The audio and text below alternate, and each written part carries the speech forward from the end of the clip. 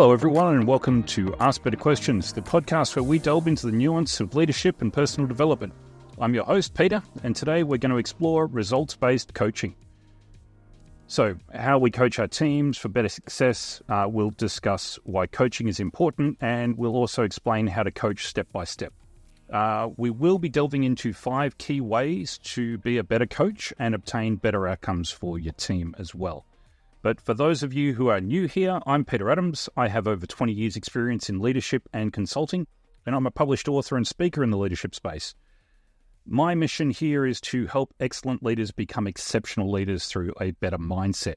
But before we start today and this episode, I'd like to take a minute to thank our sponsor, Colour4 Solutions.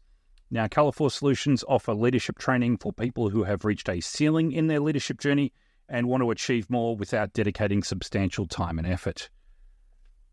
So, as I alluded to in the introduction, today's episode is all about coaching the team for better results. Coaching typically is a one-on-one practice. You very rarely coach to an entire team, but it can happen. Typically, what I'm talking about in today's episode is one-on-one coaching. So coaching isn't about giving orders or correcting mistakes. It's about guiding individuals in your team to realize their full potential and achieve their goals. This is something that needs to be structured, it needs to be set up, and it's a crucial part of the leadership game. In fact, if you whittle leadership down, it is effective coaching. So whether you're leading a small team or managing a large department, effective coaching can make a significant difference in the success of your team and your organization as a whole. So why is coaching important? Well, for starters, it fosters a culture of continuous learning and improvement, or at least it should if done properly. So I can't tell you the number of times I've been involved in a culture of coaching where people are told how wonderful coaching is, and I agree with them, but then no one is given the tools on actually how to do it properly. So very broadly, I'm going to delve into this, okay? But by providing constructive feedback and support, coaches can empower the team members to identify their own strengths and areas for development. It can also help you as a team, meaning yourself, the coachee, and anyone else involved, to actually identify areas for improvement and ways and means of achieving that, even inviting your team member to ask other team members who have strengths in those areas how they've done those things, how they've gotten to that position. So coaching also builds trust and rapport within the team. So if you're particularly good at sales, I could ask you about sales, and I'm particularly good at handling difficult customers, so somebody else might ask me about that. But it builds strength throughout the team. So everyone has rapport and they know where their strengths lie and they can impart that wisdom. When employees feel that support and they feel valued, they're more likely to be engaged and committed to their work. Now, this is not rocket science. This is a case of trying to keep it very simple. But let's dive into the step-by-step process for effective coaching, okay? The first step, and it all appears obvious, but it needs to be said. Step 1, establish clear goals. What are we trying to do? If we set a clear, achievable goal within the team, it should be specific, measurable, attainable, relevant, time-bound, so SMART goals. And when we set that goal, we can set it for an overall team or an organizational goal we can align it with, but we put the individual's position within the organization and within the organizational goals on the board, so people see where they fit. This is incredibly important. In order for a team and a culture to function correctly, you need to know how you fit into the overall organization. Now, for a lot of people, that might be straightforward, but establishing those clear goals and how they fit with the overall team and the organization at large, their goals, is incredibly important. Now, the next one is a little bit more esoterical, but it is building rapport and trust. Now, this can be quite difficult for some managers, particularly those managers who aren't present a lot, but it can be done from a position of every time you are present with the team, be present with the team. Give them your undivided attention. Turn your phone off. it's a case of I've seen far too many managers say, oh, I spend, 2 hours a day with the team every week, week on, week off. I will spend hours with the team, but you're not present. You're actually doing other stuff, and you're just sort of in the meeting, but not contributing, not noticing what's happening because you need to have your name ticked off as attending a meeting. It's not the same as actually being present with the team. If you're present with the team, you can build rapport a lot faster. If you have rapport, you can build trust. Trust is basically delivering what you say and being very cautious, not just about what you say, but giving commitments to your team and following through on your commitments. Okay? So developing a strong rapport with your team and developing that trust will get you respect, and that respect will lead to open communication between yourself and your team. You need to make sure that you're genuinely interested in their personal and professional growth. Be approachable. Be empathetic in your interactions. Now, for those of us amongst you who are good leaders already, this will come as easy as breathing. But for the rest of us, we have to work at this. It's something that I am genuinely interested in people, but I have struggled with some people to remain genuinely interested, particularly those people that aren't particularly interested in being in my team. Those are the hardest ones. And when you identify those people, double your efforts. Put in some more yards to make sure that you get that rapport and trust built with those people. So, step 3, providing feedback and support. So, we should offer constructive feedback regularly. This shouldn't be something that happens only at coaching sessions. This is something that should happen in a timely fashion. Not, hey, we've got coaching on Wednesday and we've figured out, we've detected something on Monday. It can wait till Wednesday. No, you should probably give the feedback regularly. If it can wait till Wednesday, okay, but you should mention it to the team member so they know what's coming, okay, so they can do their own research and come with strategies on how they're going to avoid breaches or whatever else in the future. Focusing, so this is important. When you're giving constructive feedback, you need to focus not just on negatives, but call out the strengths. And again, if you were calling out somebody's strength, would you wait until a coaching session? Would you say, hey, that's a really good idea, Bob. Remind me to bring that up on your coaching session on Wednesday. It's like, no, you call it out there and then. You praise in public. Yes, by all means, chastise in private, but you praise in public and you do it immediately. You give the credit as soon as you can, as publicly as you can, because your team deserves it. So it should be specific and actionable. So if you're giving feedback, specific and actionable is something that I have often struggled with, particularly when it's a breach of process.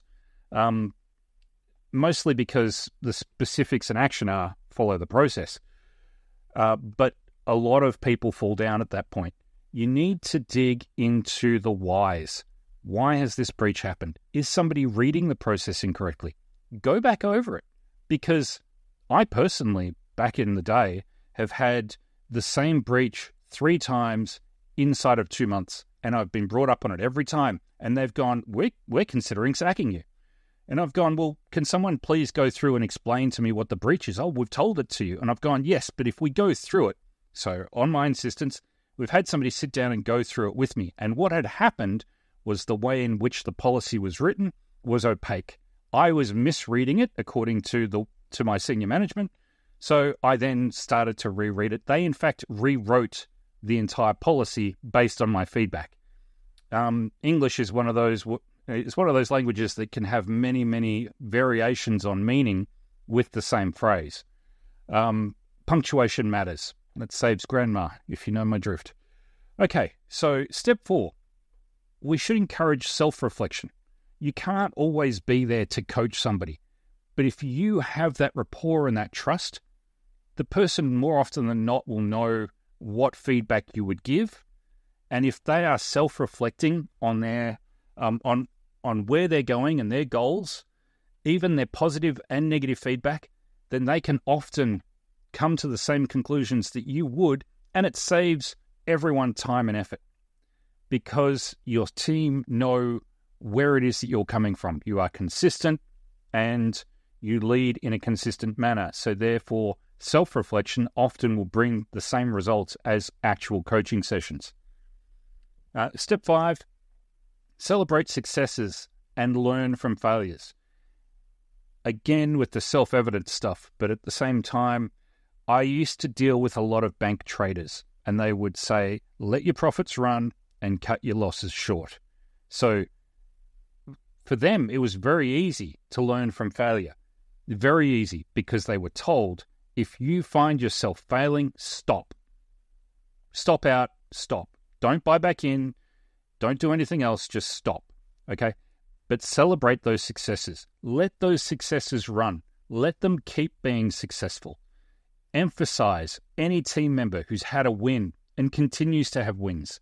Let the team know this person is the go-to for this because they are nailing it. They're perfect on this particular thing. Now, they might be the worst employee you have in your team, but they sure as hell know X, Y, Z about A, B, and C. They are your go-to expert on that function, and you should praise them accordingly. So that's the 5 steps on how you should coach. Now, let's explore 5 key ways to better coach and obtain better outcomes for your team. Okay? So the first one of these is listen actively. Okay, so if you are going to be a leader of a team, listen to your team. Listen and practice active listening. Give your full attention to your team and to whoever's speaking. All right? Seek to understand their perspective without judgment, without saying, oh, well, they're just trying to get out of work. Because I've seen managers do that. They don't understand where their teams are coming from, or they deliberately don't want to understand that. Now, step 2 is empowerment. Empower your team members by delegating tasks and decision-making authority to them. Okay, now this may be beyond your purview, but allowing them to take ownership of their work and develop valuable skills is part and parcel of empowerment. If you don't have an empowered team, then effectively you're asking for robots. Here's the policy, here's the manual, follow the manual, that's it. You have zero grace outside of that. And that is a recipe for disaster because you're not really leading anything there. You're just saying, here's the manual. If you're doing the manual, great. If you're not, you're out. And that's the basis. You don't really lead anything there. That's horrific. I have worked in places like that. And for some reason, human resources is unaware as to why we have a massive turnover of staff. And that's mostly because nobody is happy just following a manual. It's the same thing day in, day out, and different people are yelling at you. That's it. Now, the third part here, the third tip, is adaptability. Now, recognizing that each team member is unique and may require different coaching approaches, be flexible and adapt your coaching style to accommodate the individual needs and preferences, okay? You can't coach Jane the same way you coach John. They may even have the same failings. They may even have the same reason for the same failings, but they are different people and they have different requirements. John may be a visual learner. Jane may be a written learner, needs to see it in writing, needs to map it out, needs to experience it. You may need to coach by doing role plays. There are a bunch of different ways to coach effectively, and there are also different strategies for overcoming obstacles that will change person to person. Now, step 4 is continuous learning.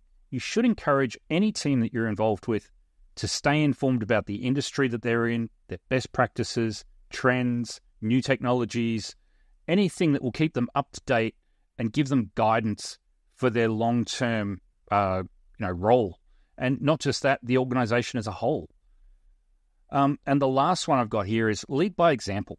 So you should be showing active listening, empowerment, adaptability, and continuous learning. You should be doing all of those things.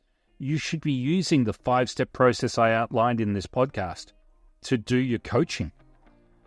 By incorporating all of these strategies into your coaching approach, you can effectively support your team into reaching their full potential and achieving better results, which is fundamentally what leadership is. It is creating the environment where your team will thrive. So that's it for today's episode of Ask Better Questions. I hope you found these insights valuable and actionable. Join me next time so we continue our journey of personal and professional growth through the power of inquiry. Until then, keep asking the better questions, and thanks for listening.